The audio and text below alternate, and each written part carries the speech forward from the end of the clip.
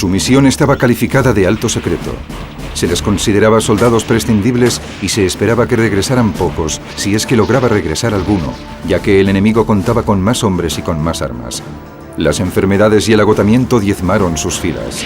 Su lealtad, su voluntad de vivir y la fe inquebrantable en su causa fueron lo único que les mantuvo vivos. Sus esfuerzos serían heroicos, sus hazañas legendarias fueron los merodeadores de Merrill, a continuación en misiones peligrosas.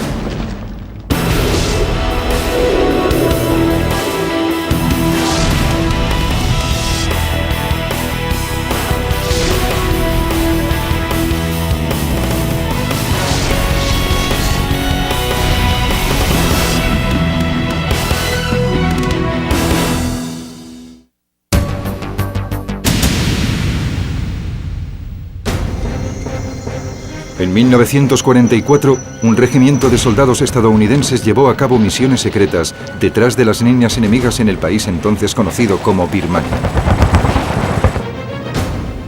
Durante 6 meses, estos guerreros, tachados por algunos de inadaptados, se enfrentaron a las mejores y más experimentadas tropas japonesas en un combate continuo y brutal del que salieron victoriosos.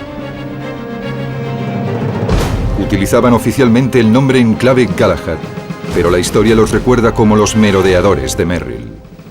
Algunos parecían encontrarse inadaptados y seguramente les metieron allí oficiales al mando que querían deshacerse de ellos, y muchos de ellos acabaron convirtiéndose en algunos de nuestros mejores soldados. Decían que eran pendencieros y cosas por el estilo. Eran chicos normales. Está claro que se trataba de tipos duros, pero no había duda de que muchos de ellos habían entrado en combate. A mí no me parecían distintos de los demás. Los merodeadores eran muy duros, de eso no cabe la menor duda. Eran excelentes soldados. Creo que eran una de las unidades más disciplinadas de todas las que entraron en acción. Actualmente, Birmania es conocida con el nombre de Myanmar. Al inicio de la Segunda Guerra Mundial, se hallaba bajo control británico y se situaba geográficamente entre otros 2 aliados de los Estados Unidos, India al oeste y China al este. En 1942, Japón invadió Birmania. Expulsó a los británicos y de esta forma pudo bloquear el corredor de Birmania que los aliados necesitaban para proveer a China de equipamiento y armamento. Para nosotros era muy importante que China continuara participando en la guerra, porque eso garantizaba que allí habría al menos 2 millones de soldados japoneses ocupados.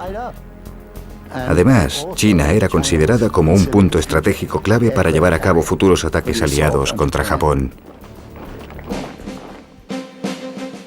En agosto de 1943, el presidente de los Estados Unidos, Franklin Roosevelt, el primer ministro británico, Winston Churchill, y el comandante aliado del sudeste asiático, Lord Louis Mountbatten, debatieron sobre la situación de China, Birmania e India en el transcurso de una conferencia en Quebec, Canadá. También asistió a ella un brigadier general británico, hombre muy inteligente pero poco ortodoxo, llamado Ord C. Wingate. Wingate era diferente incluso en el aspecto. Había quien decía que era un tipo raro.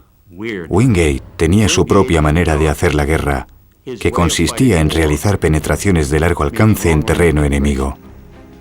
Eso significaba enviar tropas muy por detrás de las líneas del adversario para destruir la infraestructura enemiga en vez de combatir las tropas del frente. Wingate ya había llevado a cabo misiones de largo alcance utilizando una fuerza compuesta por tropas británicas, indias, gurkhas y birmanas. Se les conocía como los Chitins. Churchill quería que un comando estadounidense entrara junto con los británicos para intentar recuperar Birmania. Los líderes decidieron que había que formar un regimiento estadounidense bajo el mando del británico Wingate. Su objetivo sería la destrucción de las rutas de comunicaciones y de abastecimiento japonesas para provocar el caos en suelo enemigo. El presidente Roosevelt solicitó voluntarios de los distintos campos de operaciones para lo que en aquel momento calificaron como una misión peligrosa y arriesgada. Cuando nos presentamos voluntarios, nos dijeron que esperáramos entre un 85 y un 90% de bajas. A menudo muchos de mis amigos me dicen, ¿cómo fuiste tan idiota de presentarte voluntario para una misión en la que te advirtieron que había muy pocas posibilidades de sobrevivir? Pero entonces las cosas eran muy distintas. Teníamos un objetivo. Después de lo de Pearl Harbor, todo el mundo se moría de ganas de machacar a los japoneses. Yo llevaba 28 meses ahí, en el Pacífico Sur, y pensábamos que ya iba siendo hora de volver a casa. Y queríamos contribuir a hacer que la guerra terminara lo antes posible, del modo que fuese.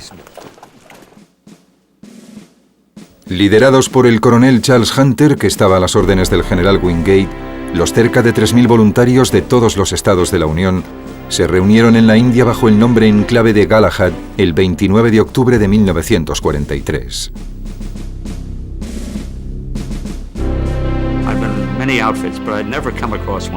Yo había estado en muchas unidades, pero nunca había visto una en la que se reuniera tal variedad de gente. En una misma unidad tenías intelectuales de Harvard y chicos llegados de las calles de Nueva York. Algunos de ellos eran exconvictos. Había indios Sioux de Dakota que hacían de rastreadores. Había muy buenos soldados del Medio Oeste y del Oeste. Toda esa gente junta formaba una mezcla que a mi entender era incomparable. El regimiento estaba compuesto por nuestro batallón, el 3er batallón de veteranos de combate, el 2º batallón, que había llegado desde Panamá y Trinidad, y el 1er batallón, que venía directamente de Estados Unidos. Una parte fundamental del regimiento era un grupo de 14 hombres que hablaban japonés con fluidez. Los Nisei, o los estadounidenses descendientes de japoneses, como les gustaba que les llamaran, eran elementos claves en nuestra operación. Los Nisei éramos especialistas en inteligencia. Nuestra labor consistía en traducir documentos, mapas y órdenes de batalla, y también en interrogar a los prisioneros de guerra. Además, interceptábamos las comunicaciones del enemigo.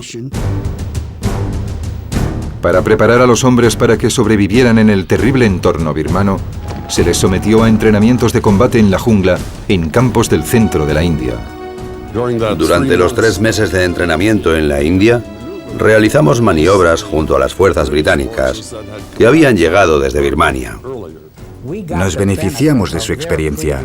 Vimos qué habían hecho bien y qué habían hecho mal, y eso nos ayudó mucho. A cada batallón se le asignaron 139 caballos y mulas. Como era una operación de penetración de largo alcance, luchábamos detrás de las líneas enemigas y teníamos que trasladar las cosas nosotros mismos. Así que necesitábamos caballos y mulas para cargar con el material más pesado. El resto lo llevábamos a la espalda. Durante los entrenamientos, los regimientos sufrieron el primero de una serie de inesperados cambios de comandante. En ese momento, el general de división estadounidense Joseph W. Stilwell tenía muchos cargos importantes en la zona. Entre estos estaba el de jefe del Estado Mayor del líder chino Chiang Kai-shek. También dirigía todas las tropas chinas en India y Birmania.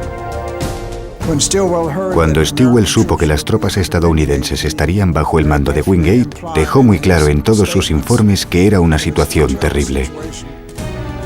Se cree que incluso habló con Mountbatten para pedirle que le nombrara comandante de las tropas estadounidenses. Y después del 1 de enero de 1944, Mountbatten decidió de pronto darle el mando a él. En cuanto Stilwell fue nombrado comandante de las tropas, degradó al coronel Hunter a jefe del Estado Mayor y eligió a uno de sus propios hombres para dirigir a los estadounidenses. Un hombre de 40 años licenciado en Hopkinton, Massachusetts. Se llamaba Frank D. Merrill. Merrill era ante todo un militar de despacho. Había sido agente de inteligencia, pero no era un hombre de combate. Nunca había entrado en combate, nunca había dirigido tropas. Así que cuando de repente le pusieron al mando de los merodeadores, todo resultó un poco extraño durante un tiempo. El general Stilwell estaba preparado para arrebatar Birmania a los japoneses. Al general Merrill se le ordenó que debía tener las tropas listas para entrar en acción. Mientras se preparaban, los hombres se daban cuenta de que muchos de ellos no volverían. Corrió el rumor de que algunos pensaban que no conseguiríamos salir de donde quiera que fuéramos, que toda la unidad quedaría destruida. Todos los merodeadores sabíamos que éramos prescindibles. Nadie hablaba de ello, y no porque fuésemos valientes. Pero ¿qué íbamos a hacer? Si estábamos allí, pues estábamos allí. Preocuparnos por estar allí no nos iba a ayudar. Había que dejar que los oficiales se encargaran de eso. Les tocaba a ellos intentar sacarnos de allí. Poco antes de embarcar, el regimiento recibió una designación oficial, Unidad 5307 Provisional. Pero en un artículo de la revista Life, un periodista los bautizó como los merodeadores de Merrill. Durante los 6 meses siguientes, los merodeadores soportaron las condiciones más duras y el peor combate continuo que ninguna otra unidad estadounidense durante la Segunda Guerra Mundial.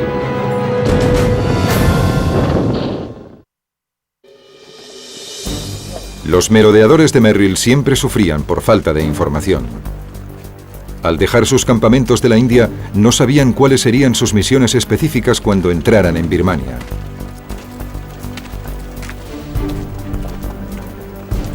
Marcharon hacia el sudeste por el camino del Edo y entraron en territorio enemigo el 24 de febrero de 1944. Los batallones estaban dirigidos por las secciones de inteligencia y de reconocimiento. Los hombres las llamaban I+R. Uno de los soldados más condecorados de la historia militar estadounidense fue un merodeador, líder de una sección I+R llamado Logan Weston. En mi sección había 55 hombres. Trabajábamos entre 12 y 24 horas por delante del siguiente batallón. Nuestra misión era reconocer el terreno para que el batallón pudiera avanzar por él y localizar las posiciones enemigas. Si se trataba de una unidad pequeña, la destruíamos. Si era más grande, entablábamos combate con los soldados enemigos hasta que nuestro batallón nos alcanzaba y acababa con ellos. El sargento nacido en Alemania, Werner Katz, era soldado en la sección de Logan Weston. El 25 de febrero de 1944, mientras la sección se abría paso a través de la jungla, Katz descubrió un claro. A poca distancia vio lo que al principio pensó que era un soldado chino. Me acerqué y cuando lo vi me dije, Dios mío, es un japonés. Intentó dispararme, pero yo le acerté antes de que pudiera hacer nada. Debí darle en la cara, y cuando me tiraba al suelo vi una ametralladora a mi izquierda, y enseguida disparó contra mí, y entonces todo pasó como a cámara lenta. Una bala me dio aquí, me rozó la nariz. Weston y otros miembros de la sección devolvieron el fuego y recogieron a Katz. Estaba temblando, asustado, pero tras un tiempo, seas un buen soldado o un mal soldado, te acabas convirtiendo en un fatalista, por lo que te puede pasar. Ves a un tipo perder un brazo o a otro que muere a tu lado, y es muy triste. Te gustaría largarte de ahí, pero sabes que tienes que luchar. Te conviertes en un ser humano diferente, piensas diferente. Werner Katz fue el primer merodeador que mató a un enemigo. La bala que le rozó la nariz también le marcó como el primer merodeador herido.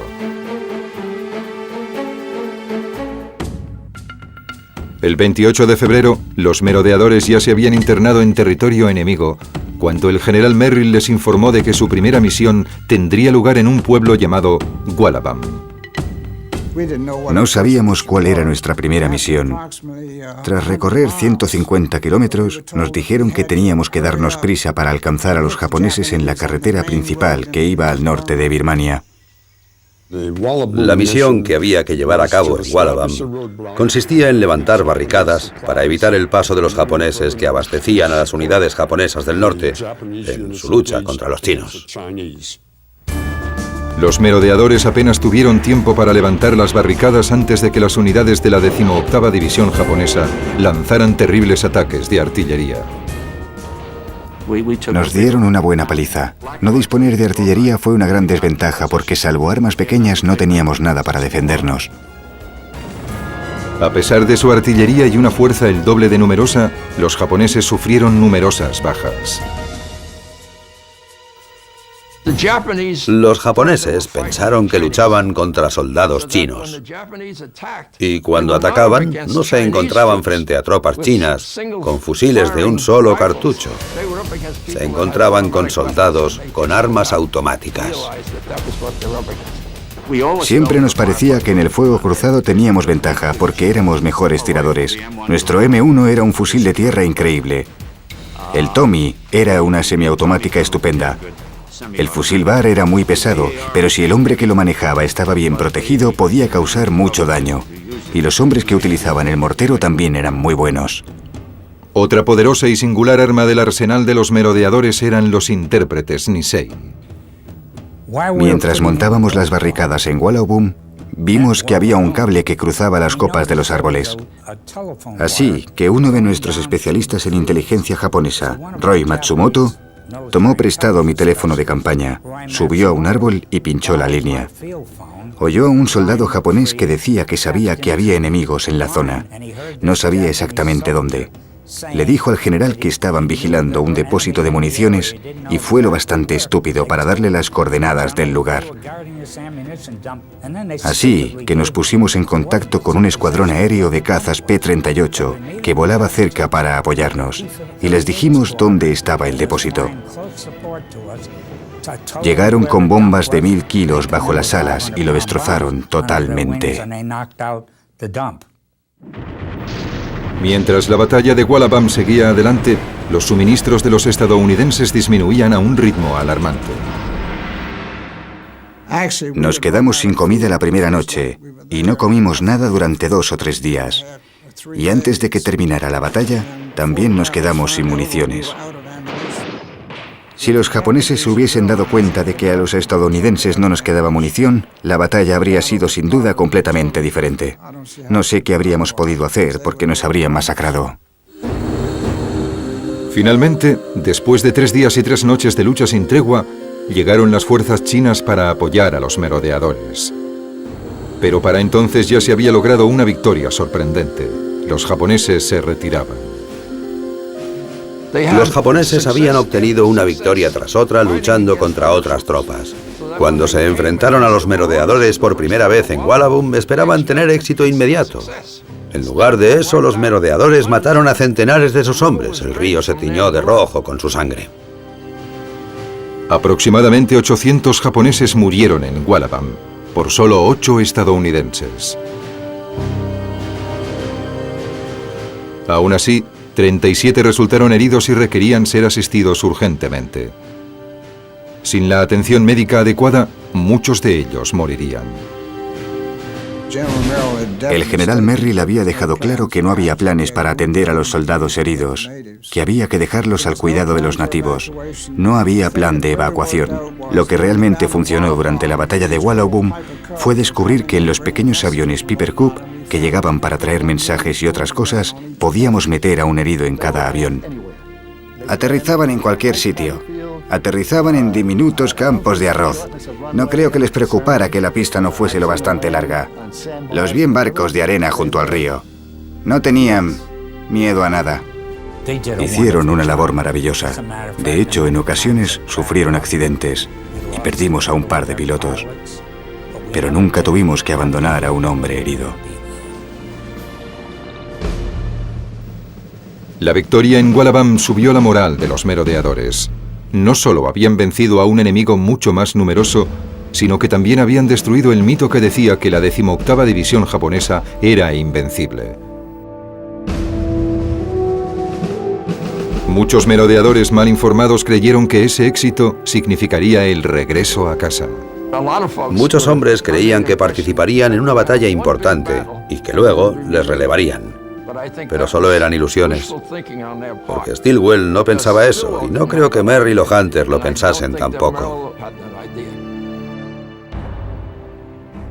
Después de 3 días de descanso, el 12 de marzo de 1944, la Unidad 5307 recibió órdenes para su segunda misión.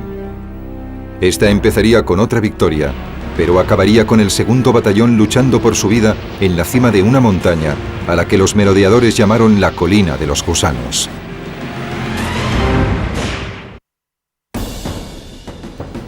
Antes de que los merodeadores pudiesen iniciar su segunda misión, tenían que conseguir los suministros que tanto necesitaban.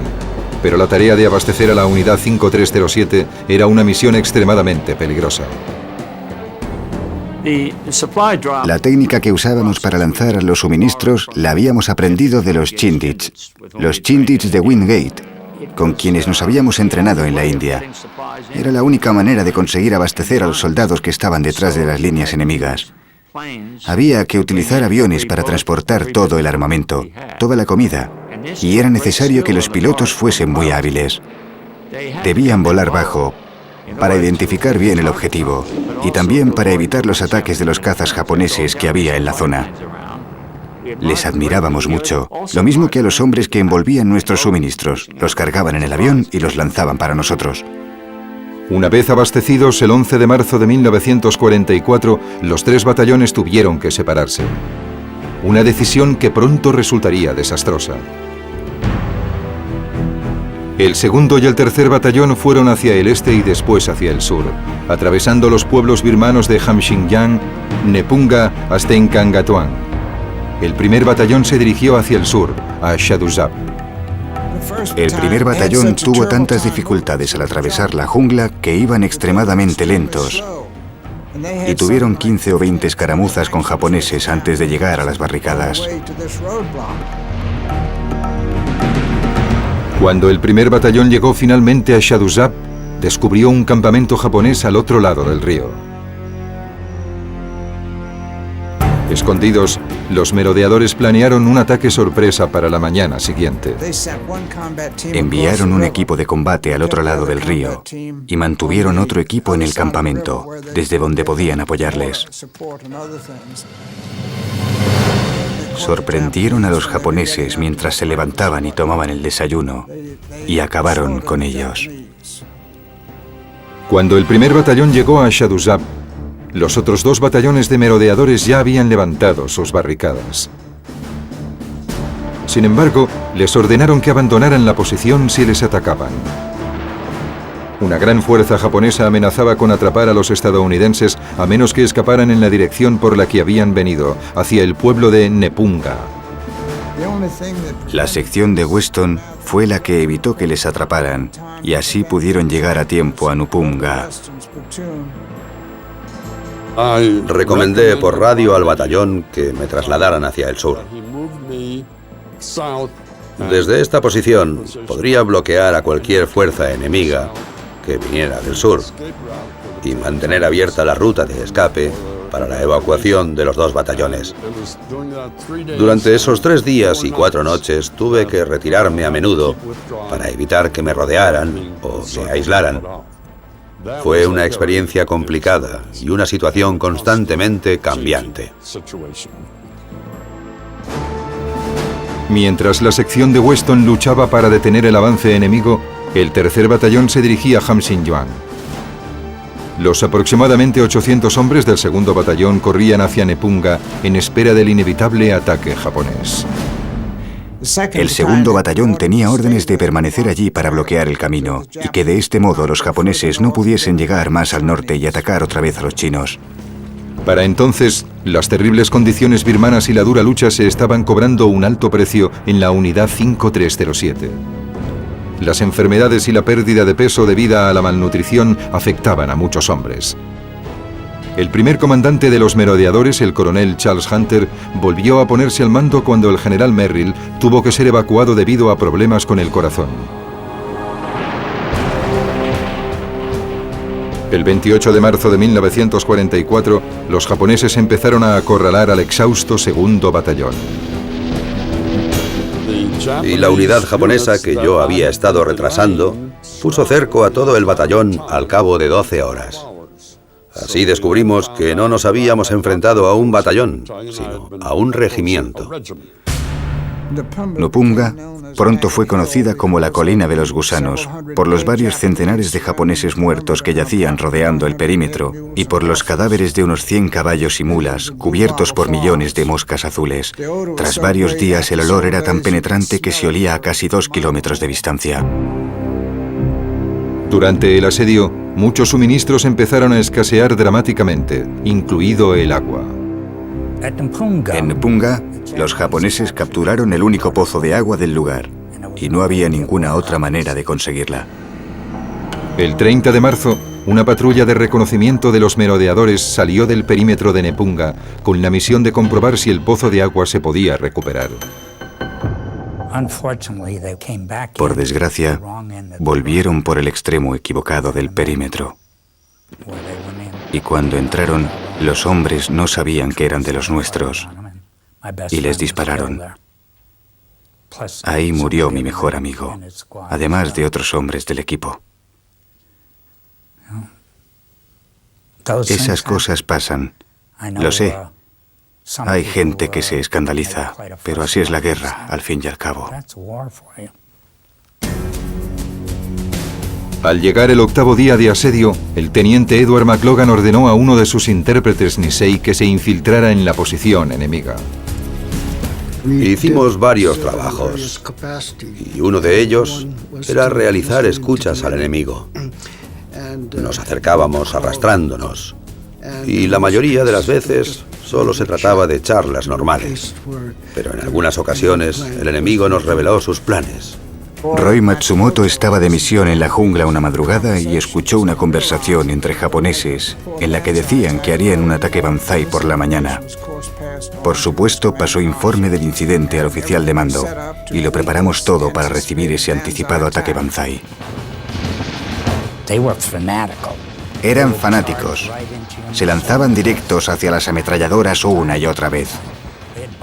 Teníamos tantos cadáveres delante de nuestras ametralladoras que teníamos que apartarlos para poder seguir disparando. El coraje de Roy Matsumoto había evitado el desastre total. Si no hubiésemos obtenido esa información, probablemente habrían roto el perímetro y quizás se habrían adueñado de toda la zona. Mientras el 2º batallón resistía como podía, el 3er batallón intentó conquistar el bastión japonés lanzando ataques desde su base en Hamxingyang. El enemigo patrullaba todo el camino hasta Samxingyang. Tuvimos que abrirnos paso a lo largo de 6 kilómetros de resistencia para conseguir ayudar al batallón atrapado. El 2 de abril, los estadounidenses recibieron 2 obuses de 75 milímetros que les lanzaron desde el aire. Al fin los merodeadores disponían de piezas de artillería. 4 días más tarde llegó el 1er batallón, que no había comido durante días, para ayudar en la liberación de sus compañeros. Cuando la batalla de Shadusuk terminó, salimos a marchas forzadas con la misión de intentar rescatar al 2º batallón, que estaba sitiado en Napunga. El domingo de Pascua por la mañana, el 9 de abril de 1944, tras 12 días de implacable lucha, el asedio terminó. Los japoneses se habían retirado.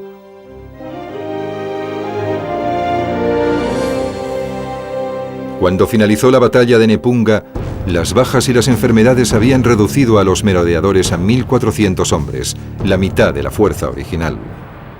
Las tropas estaban tan agotadas que el mando determinó que la unidad 5307 no podía seguir así.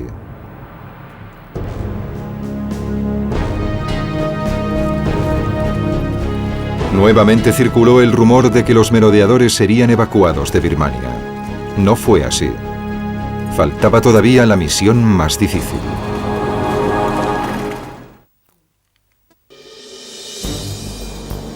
El 17 de abril de 1944, el general Joseph Stilwell y el general Frank Merrill, recuperado de su infarto y nuevamente al mando de los merodeadores, se reunieron para planear la tercera misión. El objetivo era el campo aéreo cercano a la ciudad de Myitkyina. La pista de aterrizaje japonesa de Myitkyina tenía una gran importancia estratégica. Y si lográbamos apoderarnos de ella, podíamos evitar que la usasen para interceptar con sus cazas a nuestros C-47 y a nuestros aviones de suministros que iban de India a China a 6.400 metros de altura sobre el Himalaya, cargados con municiones y abastecimientos para el ejército chino. Pero los merodeadores no estaban en condiciones de realizar otra misión. Primero, la unidad tenía que ser reforzada. Cada batallón dispuso de nuevas tropas, sobre todo soldados chinos y luchadores birmanos, conocidos como Kachins. Los Kachins eran la tribu que dominaba el norte de Birmania. Vivían en pueblos de las montañas y conocían bien el territorio. Y tenían un sexto sentido para saber quién se hallaba por la zona. Te decían que los japoneses se acercaban al siguiente pueblo antes de que nadie los viera. Fue una suerte que estuvieran de nuestro lado. Odiaban a los japoneses. Los merodeadores se esforzaron para tener buena relación con sus aliados nativos. Aquí, en un momento de descanso que eran poco habituales, el general Merrill y otros merodeadores bailan con los Kachins. Después de reorganizarse, los merodeadores estaban preparados. En un esfuerzo por levantar la bajísima moral de las tropas, Stilwell y Merrill prometieron a los hombres que les sacarían de Birmania en cuanto capturaran el campo aéreo de Myitkyina. Para llegar a Myitkyina a 105 kilómetros de distancia, los merodeadores tenían que cruzar las montañas conocidas como los Montes Kumon. Cruzar ese camino de montaña fue una tarea extremadamente dura y difícil. El día que emprendimos la marcha empezaban los monzones. Caían unos 5.000 milímetros de lluvia al año en el norte de Birmania. Bueno, los monzones eran como telones de agua que caían. Intentar caminar bajo ellos era tarea casi imposible. Los encargados de las mulas siempre tenían problemas con los animales. Y cuando llegaron los monzones, las mulas resbalaban y caían. Y algunas murieron despeñadas con nuestros suministros sujetos en sus lomos. Durante el viaje hacia Myitkyina, los merodeadores se enfrentaron a un nuevo enemigo mortal. El tifus o la fiebre Shichimiguchi era el enemigo más peligroso. Y no supimos que existía hasta que cruzamos la montaña de camino a nuestra tercera misión. Era un paso de montaña de 2.000 metros y recibimos un mensaje de radio que nos comunicó que habíamos contraído esa enfermedad. Lo que ocurría es que rápidamente la fiebre llegaba hasta los 40 grados. Si no evacuábamos inmediatamente a los afectados, todos ellos morirían. Más de 40 miembros de los merodeadores de Merrill murieron de tifus. Para empeorar las cosas, la capacidad de luchar contra la enfermedad se veía muy mermada por la dieta de los merodeadores. El tema de la comida era increíble y horrible. Únicamente teníamos raciones K, que parecían ladrillos. Las raciones K eran en principio solo para casos de emergencia. En realidad, eran para los pilotos derribados que tenían que sobrevivir 2 o 3 días antes de que los rescataran. No estaban pensadas para hombres que cargaban pesadas mochilas y que llevaban 3 meses luchando. Algunos de los hombres perdieron 15, 20, 30 o incluso 35 kilos. Pero no podíamos hacer nada, teníamos que seguir adelante. Tenías que seguir el ritmo de las tropas o te dejaban atrás. Intentábamos ayudarnos los unos a los otros de vez en cuando, especialmente cuando teníamos que subir tramos empinados. Fue una situación muy difícil. Las terribles condiciones en las que se encontraban los merodeadores empeoraron aún más debido a un parásito que se enganchaba a la piel de los hombres. Durante la última parte del viaje a través de los montes Kumon, sufrimos el ataque de miles de sanguijuelas. Nos chupaban la sangre. Medían unos 6 centímetros. Te sacaban un montón de sangre y después te soltaban. 10 días después de haber emprendido la marcha, se enfrentaron al enemigo. Se libraron importantes batallas alrededor de los pueblos de Ripton y Tinkrukan. Estos combates sirvieron para desviar la atención de los japoneses y permitieron al batallón del coronel Hunter entrar sin ser descubierto en Myitkyina. El 17 de mayo, un ataque muy bien planeado sorprendió totalmente a los japoneses. A mediodía, el campo aéreo estaba en manos de los merodeadores. Stilwell y Merrill estaban eufóricos. Parecía que la campaña había terminado para los merodeadores. Les habían prometido que les evacuarían en masa en cuanto tomaran el campo aéreo y que los chinos se ocuparían de todo y terminarían la batalla. Por desgracia, los generales todavía no estaban preparados para sacar provecho del repentino éxito de los merodeadores. Lo que ocurrió fue que el general Merrill dijo que nos darían comida y municiones en cuanto capturásemos el campo aéreo, pero no llegaron hasta pasados un par de días. Los japoneses tenían entre 500 y 600 hombres allí cuando tomamos el campo. Cuando llegaron las municiones y la comida, poco antes de que todo terminara, había como 4.000 hombres allí. Los japoneses usaban en ese momento la ciudad de Myitkyina para lanzar contraataques sobre el campo aéreo.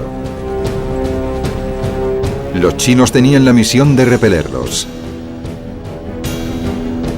Sus intentos fracasaron cuando 2 de sus unidades se confundieron y se dispararon entre ellas, resultando muertos centenares de sus propios hombres. Fue un contratiempo importante, porque contábamos con que hicieran ese trabajo. Entonces tuvimos que decidir qué hacer. La unidad 5307 se atrincheró. Myitkyina se había convertido en un grave problema sin solución a la vista. Los 600 miembros que quedaban de los merodeadores de Merrill no iban a ir a ninguna parte.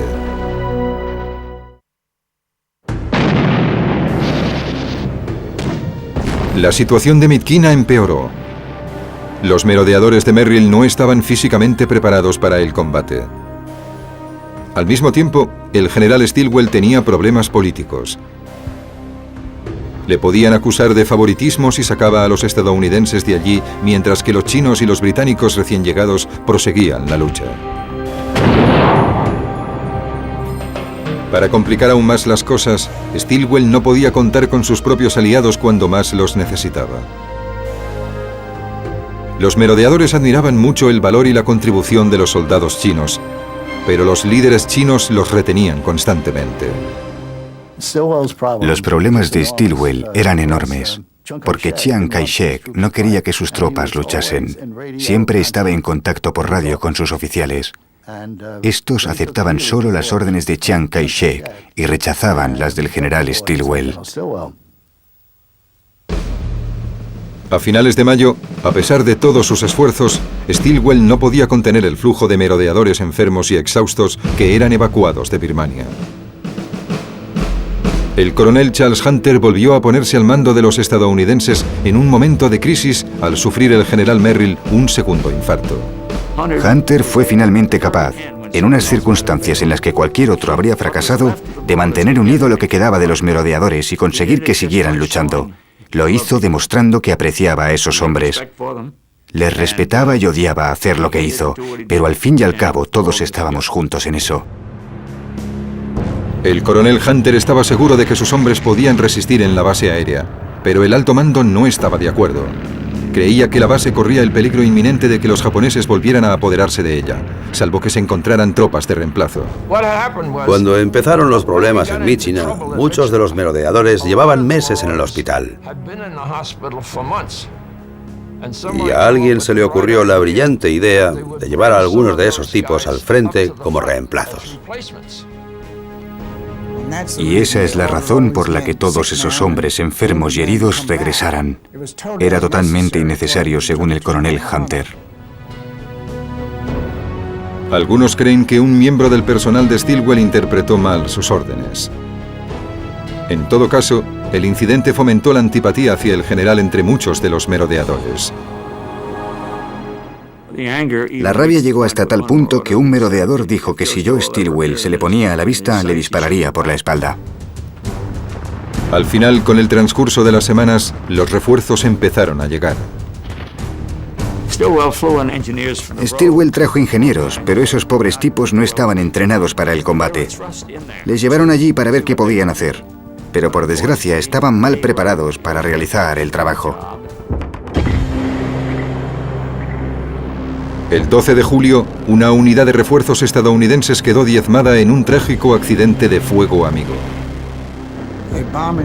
Las fuerzas aéreas ordenaron un bombardeo durante la batalla de Midkina, pero lo hicieron en la dirección equivocada.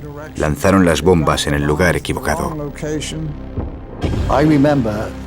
Recuerdo las cifras de ese día. Hubo 119 hombres muertos, heridos o enterrados vivos. A pesar de su desesperada situación, los merodeadores y sus aliados continuaron resistiendo en la base aérea y atacaron las posiciones japonesas de alrededor de la ciudad. Stilwell finalmente consiguió refuerzos en India, 2.900 hombres. Así que empezaron a llegar soldados, tropas frescas e inexpertas, pero bien entrenadas, que nos ayudaron muchísimo a hacer lo que debía hacerse. La ciudad de Midkina se rindió a los aliados el 3 de agosto de 1944, 2 meses y medio después de que se capturara la base aérea.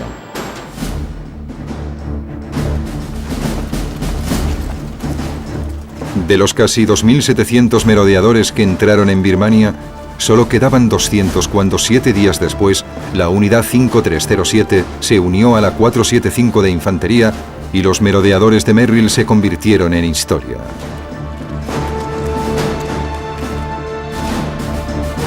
El corredor de Birmania se reabrió el 28 de enero de 1945 y los suministros volvieron a pasar a través de Birmania hasta China. La campaña había terminado, pero la experiencia birmana nunca abandonó los corazones y las mentes de los merodeadores de Merrill. Recuerdo a los maravillosos voluntarios. Queríamos luchar, queríamos terminar la guerra. Y ellos hicieron lo imposible por conseguirlo. Muchos de ellos murieron de pie. Deberíamos recordarlos como un valiente grupo de hombres maravillosos. Años después, el coronel Hunter describió a los merodeadores de Merrill como la unidad del tamaño de un regimiento más castigada y menos reconocida de la Segunda Guerra Mundial. A pesar de esa sombría afirmación, la historia no ha olvidado a la unidad 5307. Los merodeadores fueron únicos en la historia militar. Una fuerza organizada para una peligrosa misión, sin ninguno de los apoyos habituales. Y lucharon hasta el final, con grandes dosis de resistencia y fuerza, y sin apenas recursos. Algo increíble en la tradición militar. En 1966, los merodeadores recibieron una mención presidencial por su heroísmo. La unidad 5307 fue condecorada individualmente con una estrella de bronce por servicios heroicos o meritorios. Ofrecerme voluntario fue lo mejor que he hecho nunca. Luchamos en una campaña muy dura. Fuimos buenos soldados y trajimos la gloria. Aunque el nombre 5307 se retiró, el legado de los merodeadores sigue vivo en el ejército estadounidense. Estamos muy orgullosos de que los Rangers de hoy en día desciendan de nuestras experiencias de batalla en Birmania. El único regimiento de Rangers existente, el 75, lleva los colores de los merodeadores y su insignia en el hombro. Puede ser que los merodeadores de Merrill sirvan de modelo para las guerras del futuro. Una dimensión de la lucha que se necesita tanto en el mundo de hoy como en el de mañana.